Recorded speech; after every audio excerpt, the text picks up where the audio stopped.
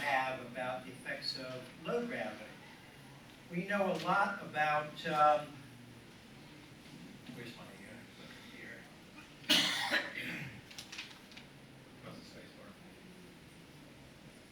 There we go.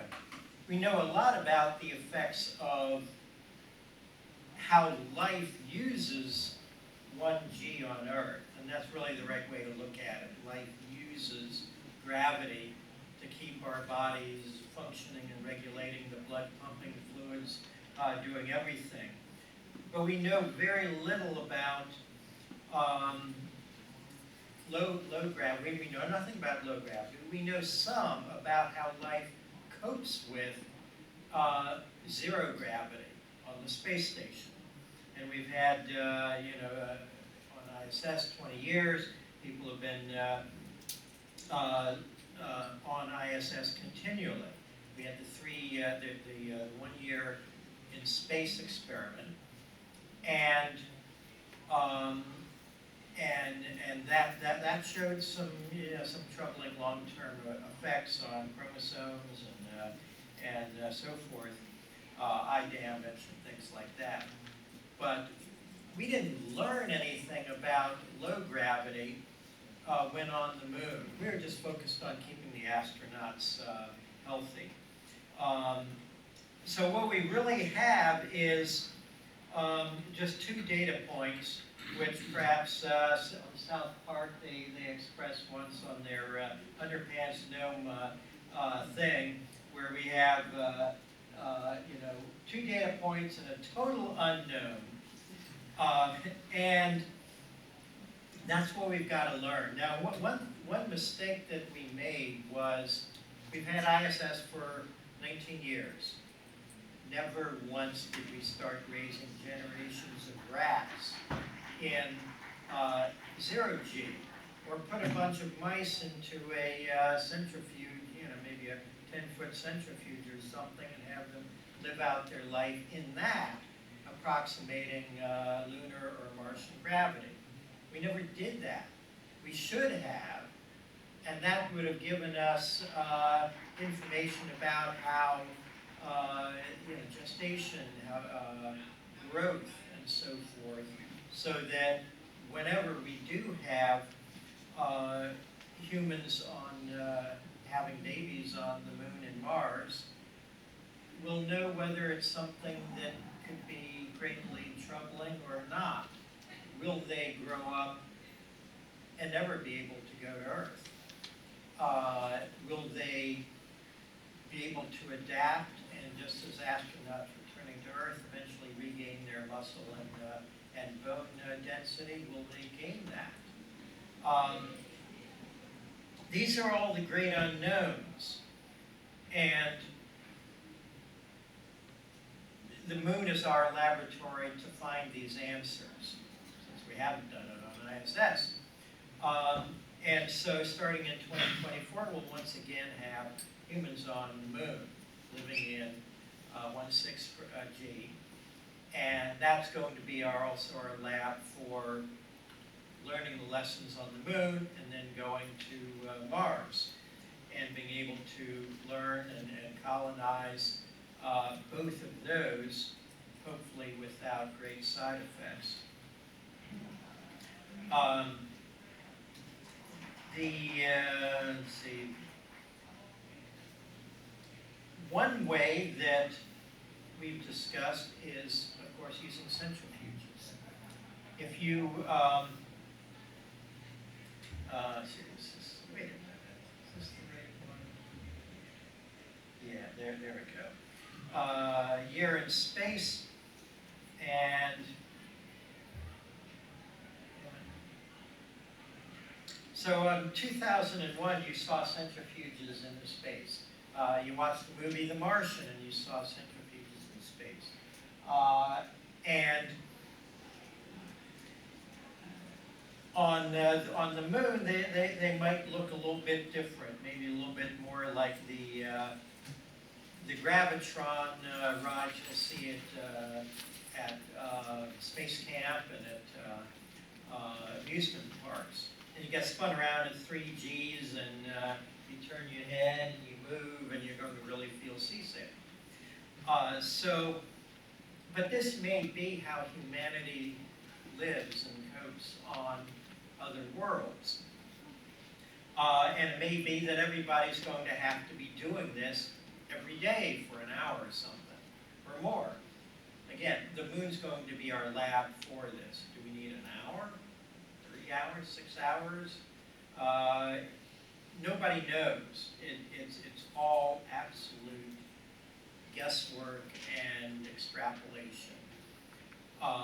But if you don't, and you're on the moon for weeks, months, years, if you're going to colonize it and live there essentially permanently, if you ever want to come home to Earth, you may not be able to. So by doing regular gravitron-type training, you might be able to survive better.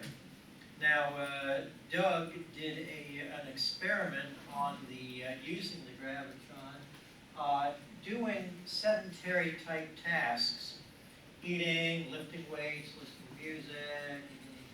You can answer email, post an update. Today I left 40 feet high in my spacesuit on the moon. This is my selfie. You know, whatever you want to post. But you can do that kind of thing in the gravitron. That was what, spinning at about effectively 3 Gs, right? When they pull the floor out from under you, you're pasted to the back by probably 3 Gs or. Yeah, we have to go a little more slowly at 11 RPMs instead of the normal whatever 20. Yeah, so it's probably about 2 Gs. Oh, okay. Now on the moon or Mars, you won't need to go quite that fast, so the effect, the Coriolis effect and reaching for the bark bag won't be as extreme if you do make sudden movements and you do move your head. Some years ago, down at KSC, the Astronaut Hall of Fame in its former iteration had sort of the closest thing to a NASA centrifuge. And it was in a rotating pod going around like that there, and sort of the thing you can see there. And that was like 4 Gs. And man, when I moved my head just a little bit, whoa. But it won't need to be that harsh. But you may have to do it for an hour or two a day.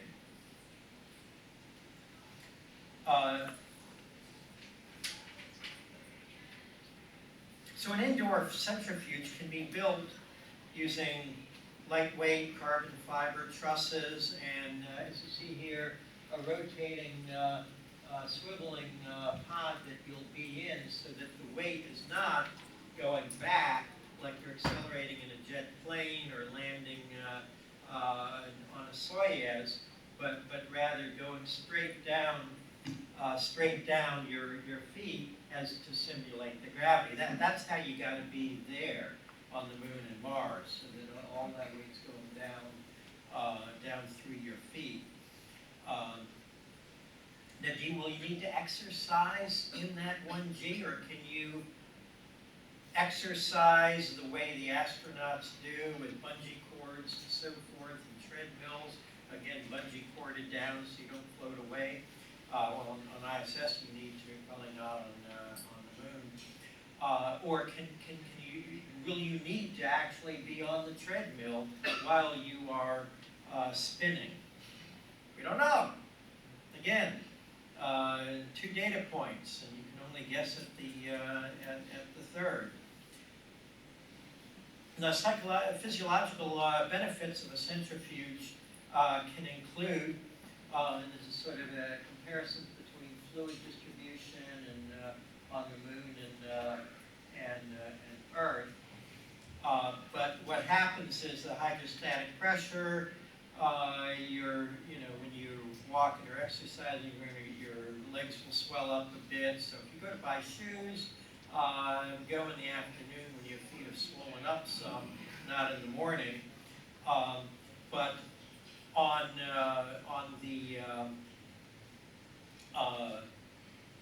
in space, on the station, they all tend to flow up because the body's depending on that gravity to hold things where they should be, and they're not. So your head swells, your fluid will go out of your arms and legs, and so we stand upright. We stand upright about 3 to 4 hours a day typically. The rest of the time is lying down or sitting, and so you may not. The effects of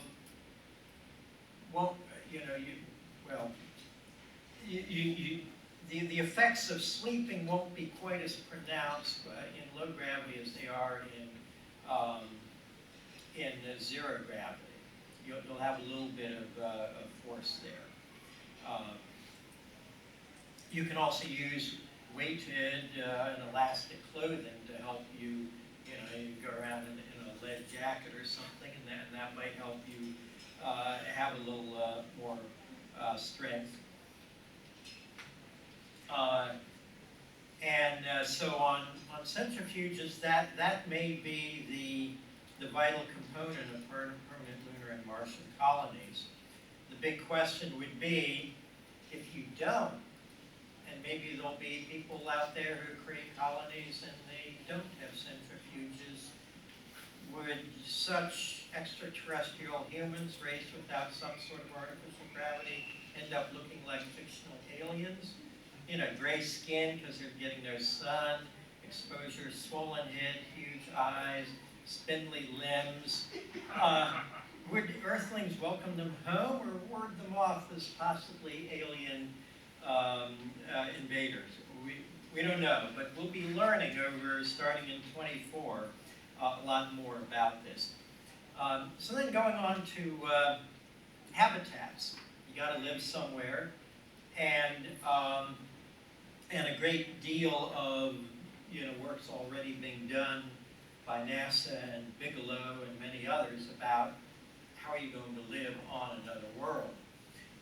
It may seem relatively easy to build a spacecraft that will take the first astronauts to the moon and Mars and later research bases and colonies. Elon Musk says, well, I can deliver 100 people to Mars every Starship load. Okay, well, this is the easy part. Just as we'd be sending a 747 full of people to Antarctica. And you land and you say you may deplane there. Bye, guys. Well, you've got to live in Antarctica, and Antarctica has many of the same sort of habitation problems as you would have on the moon or Mars. And so the challenge is creating survivable, safe habitats that can support life without fail for many years. And without fail is a big thing. Sure, you can stock some supplies. If you're going to get to an Earth independent stage, then you've got to make a lot of things rather than importing them. And that can go down to the airlock, the seal that closes the airlock, and so forth. All those things would have to be created. And this is not going to be easy. On ISS, here's another failing of ISS. By now, ISS should be running in a closed-loop Mars transit type of life support system that can survive for a year, 2 years, 3 years, whatever, without resupplies for at least the life supports thing. They haven't. Now they've got the toilet, the recycling toilet that the astronauts refer to as yesterday's coffee is today's coffee. They really do.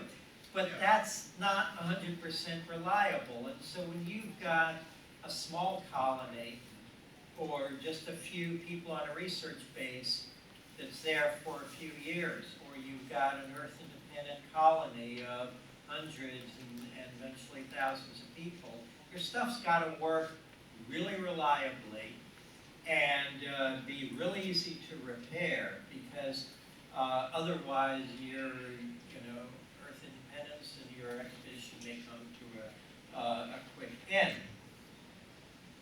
What are you going to build it out of? Sending a lot of aluminum tubes to Mars may prove very expensive, so a lot of attention is focused on inflatables or 3D printing. Inflatables are you can prefab them on Earth. You can perhaps create the same kind of materials on site for continued expansion. 3D printing, that's all the rage. It does have its problems, though, structural problems for big structures and so forth. So if you're going to pile many feet of dirt on them, that may be structurally difficult and require a lot more work.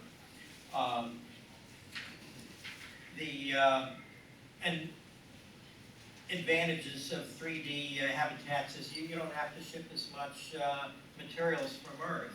Disadvantages are the complexity and the bulk, the equipment, repairing and servicing it, the polymer or whatever mixture you use, sintering it and so forth.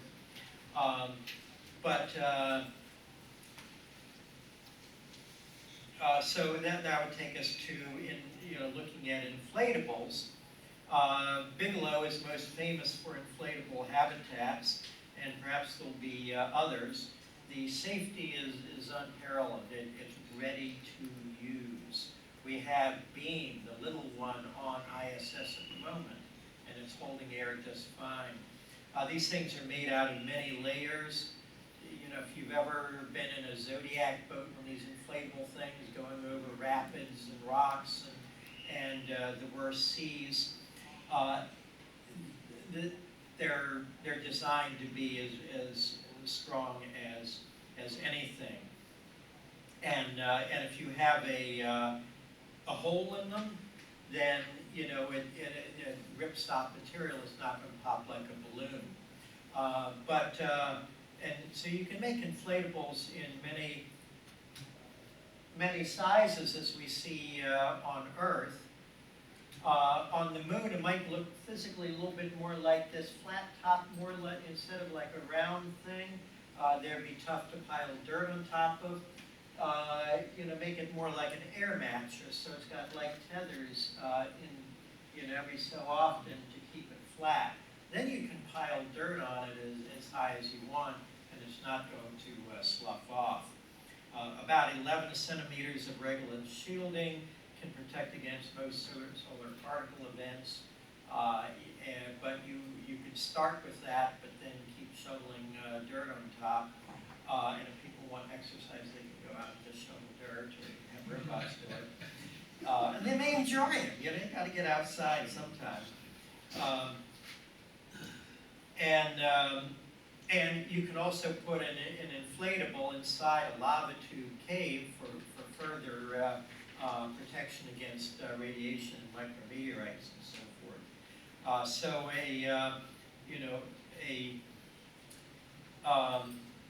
You can also mine metals on the moon and probably on Mars as well. It's red for a reason, so there's probably iron.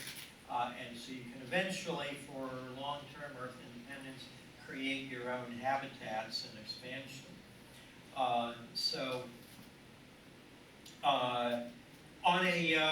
On a very simple, small habitat, you're going to have, of course, living areas, work areas, life support areas, sanitation areas, airlocks, of course, and later ones could be dedicated to single purposes, gardens, life support, and so forth. Maybe a holodeck.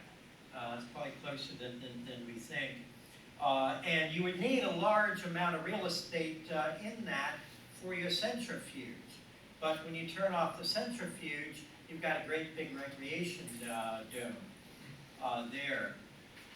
So what will the real estate market look like on the Moon and Mars colonies and Earth-independent colonies? Probably a lot of inflatables with centrifuges. And maybe a place to get a drink or two. Thank you very much. Be happy to answer any questions.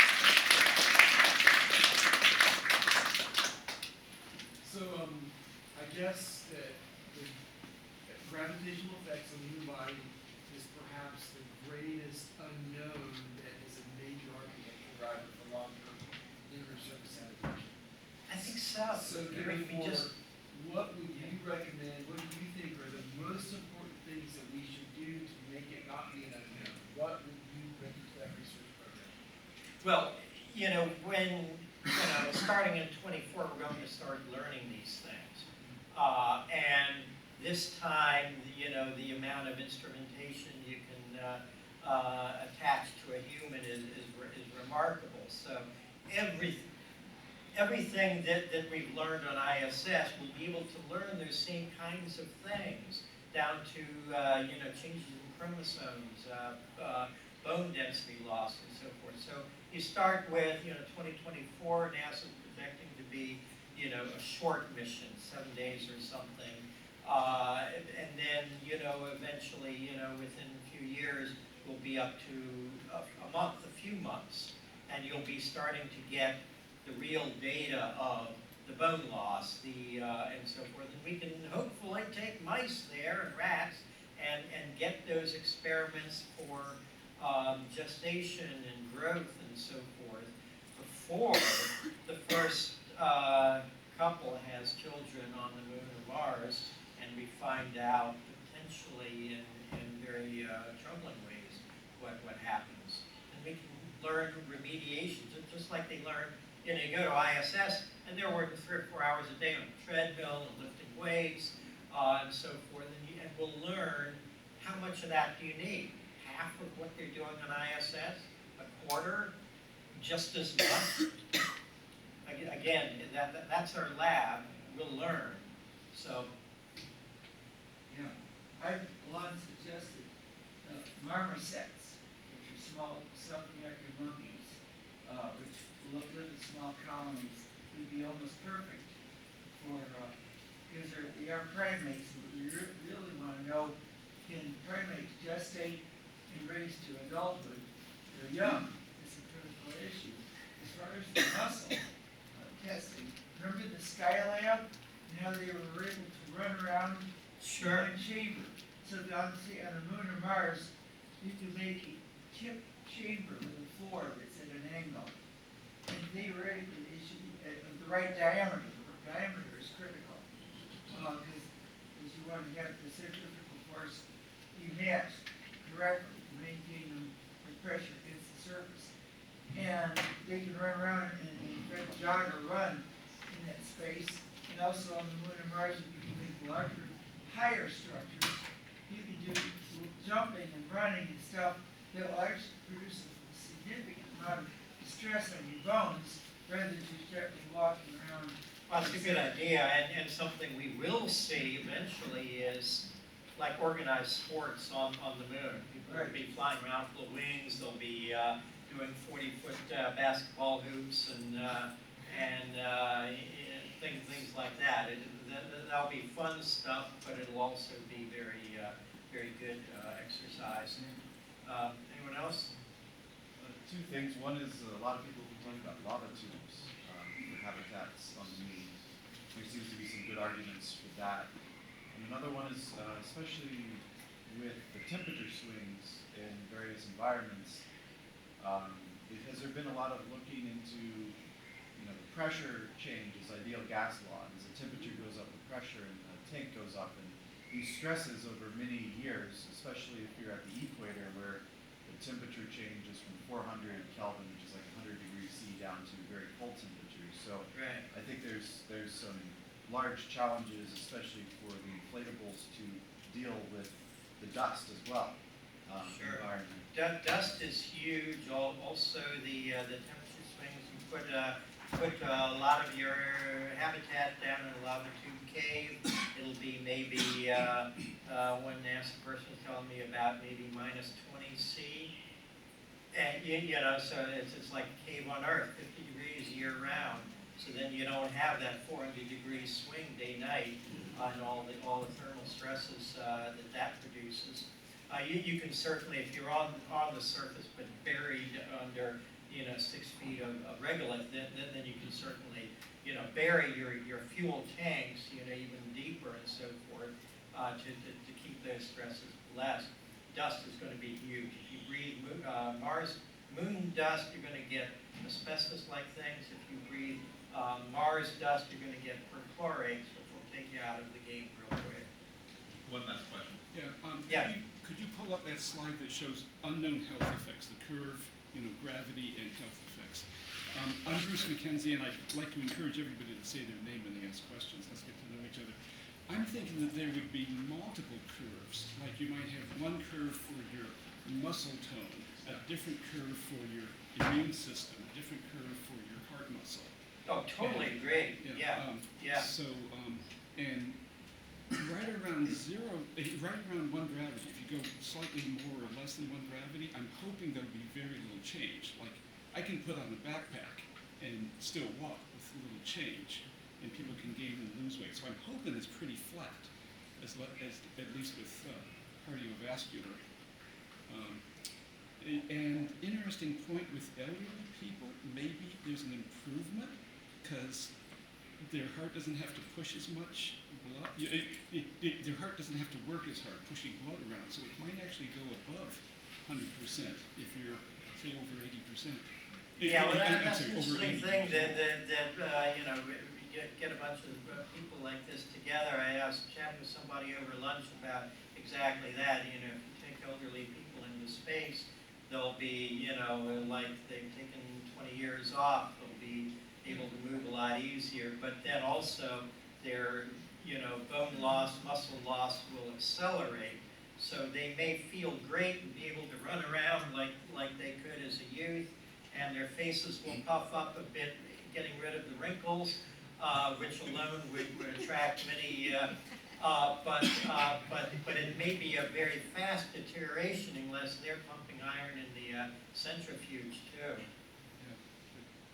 All right, I'll be happy to answer questions later. I guess we have somebody else.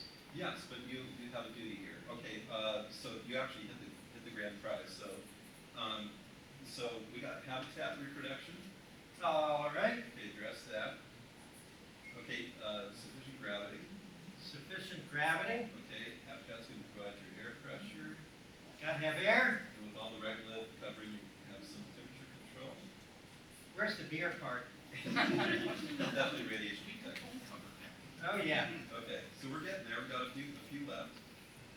All right. Okay, thank you.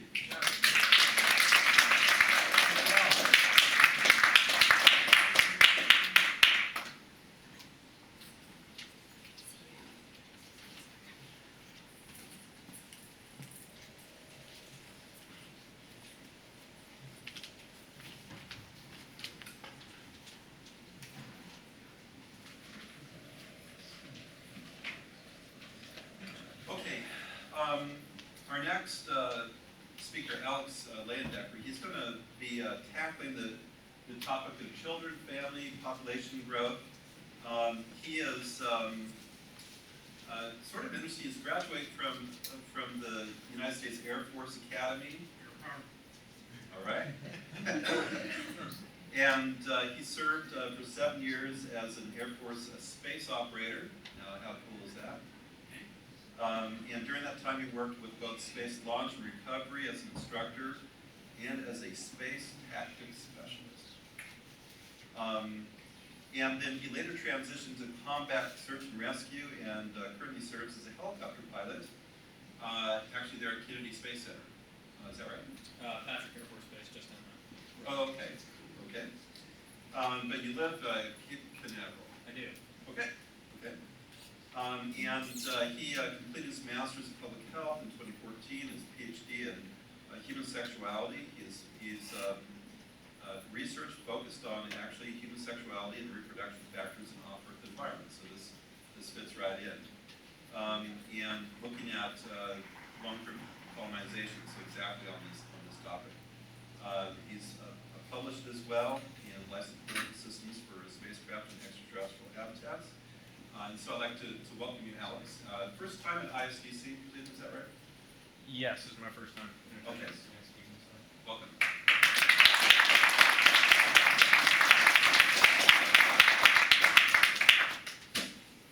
Thank you, Dr. Claude, and thank you for having me again, everyone. I appreciate it.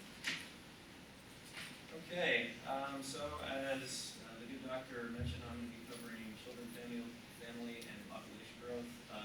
A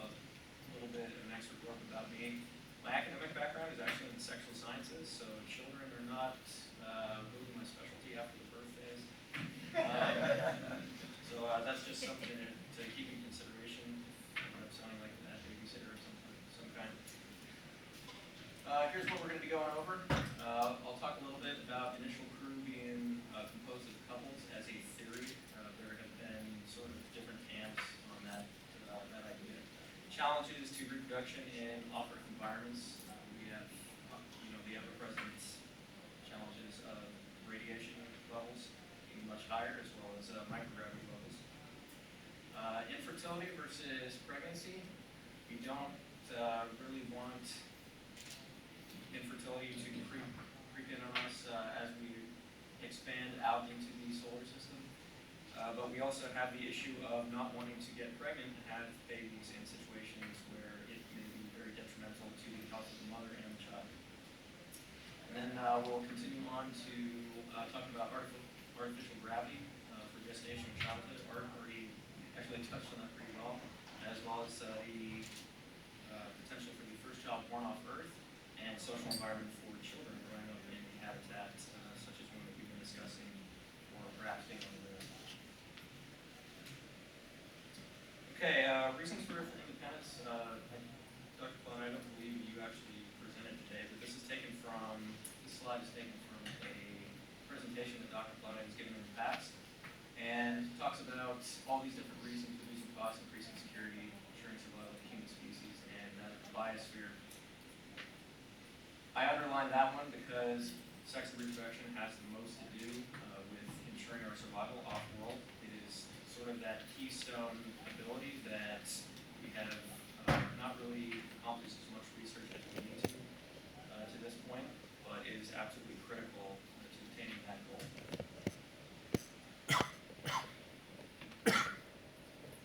Okay, so to move on to the concept of sending coupled crews. This was actually not sending coupled crews per se, but sending mixed crews was something that was actually recommended by NASA psychologists in a 2011 publication by the agency titled The Psychology of Space. They found that mixed gender crews actually ended up being more efficient. They had better crew dynamics. Cohesion was better, and overall crew performance actually improved as compared to single gender crews. So I've listed some of the advantages and disadvantages there. Already talked about crew cohesion a bit. One thing that Dr. Plata has talked about in the past, I know, has been the fact that if you send people in space for a very long time, there tends to be a lot of homesickness. If you bring your family with you, you have the advantage of having the most important people in your life close by hand. Multi-generational capable. If you have a mixed crew, you're already going to be multi-generational capable if we're able to overcome the issues of reproduction in those environments. However, if you have previously sanctioned couples, you already know who your partner is. There isn't the typical odd dancing around that can result in some of these disadvantages on the right side that you're going to find in the social construct of trying to find a mate and create new generations. Did also speak about improved crew dynamics and duty performance. Now we come over to the other side, disadvantages. Quick show of hands, how many people here are married?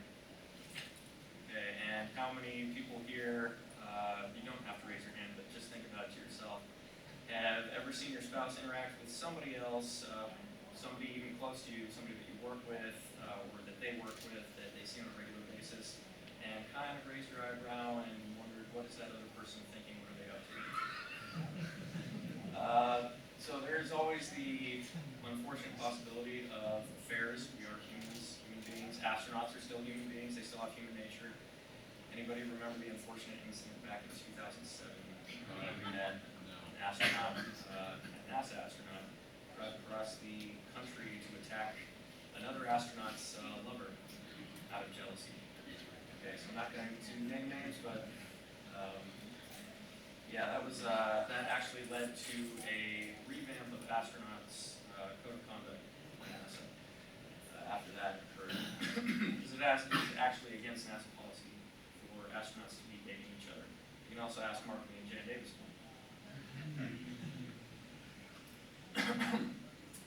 So some of the disadvantages that build with having couples in space is that you can, in more extreme situations, start to break down into tribalism.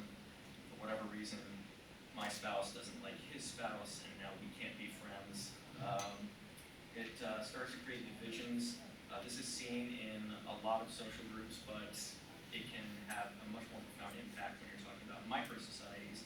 If we're talking about small crews that are being sent to colonize someplace like the moon or Mars for an extended period of time. And that rolls in with jealousy and resentments, and of course, as always, preferential treatment. Why should I think that you're going to take my word over that word of your spouse, or your spouse is the mission commander, and therefore they are going to take your word over mine as far as inputs into what we should be doing as a group. Oh no. I forgot to take this setting off, so. Okay, this was actually an image that was provided by Dr. Plata, and I believe it's also on the Space Network Development website up there, showing a random breakdown of what you could expect for one of these initial crews in a moon environment. So you got your, obviously, commander there. I like that the commander is a pilot. To me, anyway. And then specialties throughout all the major disciplines. So you've got your chemist, your biologist, your doctor, robotics, and we also have to consider what are the roles of children. I'll talk about this a little bit further on. But what are going to be the roles of children as we have new generations come online, or born rather? I think it's very robotic. All right, so talk a little bit about challenges to reproduction. As I mentioned earlier, we always have the issue of radiation and microgravity. Those are going to be ever-present challenges when we go into space, regardless of whatever celestial body we go to, or whether we're in interplanetary space. It's just going to be different levels and extremes for each. As far as radiation goes, we're able to mitigate that by, earlier it was mentioned, using regolith for shielding. I would recommend that. I would argue to take it one step further and mitigate by living below the surface. So, fun little fact for everybody. The average radiation dose for people on Earth is about 360 milliram a year. It's about 300 milliram at sea level and roughly 400 milliram if you are living in a higher place such as Denver. The maximum for radiation workers every year is about 5,000 milliram, and 50,000 milliram, or half a sievert, is the max that NASA will allow per year of space flight. In contrast to that, the max career exposure limit for astronauts is 1.5 sieverts, so it's about 3 times that yearly dose, or yearly max rather, for a 25-year-old male astronaut, and 1 sievert, so about twice that for a female astronaut. It goes up as astronauts get older, because as you get older, your cells don't divide, reproduces fasterly. You're already accumulating cell damage, and therefore it's taking a little bit more risk, and you're not going to have as great a chance of developing cancer down the line with extended radiation exposure. So the longest that anybody has ever been on the surface of the moon is 1 minute under 75 hours, and that was Gene Cernan, who's the Apollo 17 mission commander. The greatest amount of radiation exposure that's ever occurred on the moon was on, I believe it was Apollo 13. They were on the surface for 33 hours, so yeah, less than 13. Wait, I'm sorry, did I say 13? Yeah. Oh, I apologize. 14 is what I meant to say. So they're, as you watch movies. So they were on the surface for about 33 hours, but they received the equivalent dose of 1.14 rads, which is about 0.01 for sieverts. And to break that down, in roughly 36 hours, they received 3 times the yearly average dose that you were going to get here on the surface of Earth. The problem with microgravity and radiation is that they tend to work synergistically when we're talking about growth and normative development, and that includes includes in the gestation period, but also for the stages of fertilization, implantation, delivery, and postnatal care when it comes to human healing. We'll talk a little bit more about that here, but last point on this slide, copulation, fortunately for us, appears wholly doable. Even in microgravity, when we're talking about approaching zero G, there's really no such thing as zero G, I guess, but approaching zero G, when we're in free fall, we are still able to copulate, to engage in sexual activity, and complete the act, if you will.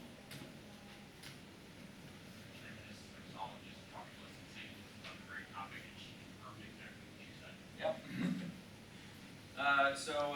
To discuss this slide really quick, there have been a handful of experiments involving mice and rats that use live subjects. The earliest was in 1979, it was Cosmos 1129, it was a Soviet biosat. It was the first attempt at mating mammals in space. They sent up 2 male rats and 5 female rats. What they concluded, the researchers at the time, was that mating and fertilization did occur, at least on 2 of the female rats, but neither of them became pregnant. And so that suggests that there were issues with the zygote, fertilized zygote traveling through the reproductive system of the female and implanting the uterine wall, which in the end led to the embryo being dissolved. However, those rats were all actually mated post-flight with non-flown males and females and ended up showing perfectly healthy young. Side note to that would be that the males, when they were mated 5 days post-flight, actually ended up producing larger litters, but they had a significantly high degree of abnormality. So there was edema, so swelling of the extremities, hemorrhaging, hydrocephaly, that's fluid on the brain, and growth retardation for that litter of young that was the offspring in that case. 1983, you also had Cosmos 1514. The Soviets were ahead of us on everything in this regard, as well as STS-66 in 94, I believe it was, and then STS-70 in 1996. Those brought up National Institutes of Health experiments, rodent 1, or known as R1, and rodent 2, respectively. Those were pregnant female rats that were flown in all those cases for the last 2/3 of the gestation period, and they gave birth on Earth. They were brought back to Earth. They had their young, but what was a outcome of that was that they had much weaker uterine contractions during birth, and about half the number of contractions as control groups did on the ground. If you look at that, the way that that is most significant is that during birth, a mother's contractions actually deliver somewhat of a shock to the baby's systems and helps those systems jumpstart living on their own. So when you see a doctor slap a baby's back to get it breathing, that's sort of what's going on. The follow-on missions to that, and they're all sort of laid out here, you can see that there are gaps. So there's never really been a mission for